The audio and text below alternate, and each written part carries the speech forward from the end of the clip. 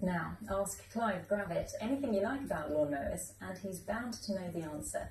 It's his great passion, and Clive, who's from Lancing, has amassed a serious collection of grass-cutting machines. For those of us less knowledgeable, here are some important facts. The engineer Edwin Beard Budding invented the lawnmower in 1830. Clive has 200 in his collection, and he loves them so much that he set up the Museum of Gardening, which, as we all surely know, opened in 2016 at the South Downs Heritage Centre in Essex. Peter Whittlesey has been to meet him.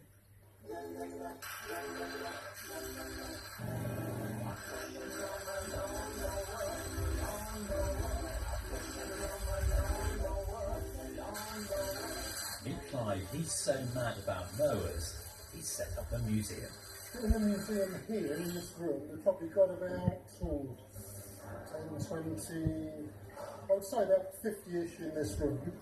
Then there are another 20 here. This machine, I think that has standards. It's so exhilarating to be walking behind that mower, mowing your lawn. And then there are 4 shipping containers, you've guessed it, full of more mowers.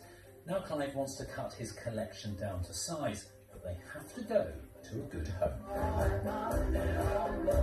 But what is a good home for a mower? Is it a dry shed? Is it some grass to cut? A can of oil? Big questions to which prospective owners must know the answers. Clive has an encyclopedic memory for mower manufacturing. Before the 1830s, grass got the poldark treatment.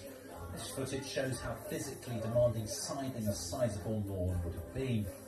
Edwin Budding's labour-saving device put an end to scything, saving the blushes of gardeners who don't look like this. But Clive says don't underestimate the aesthetic appeal of lawnmowers. The Anzani Lawn Rider, the first, or one of the first domestic ride-on lawnmowers, very 60s with a swan neck. So if you know your Anzanis from your Atcos, Clive might have a mower for you. Peter Whittlesey, BBC South East Today, Essex. Well, it's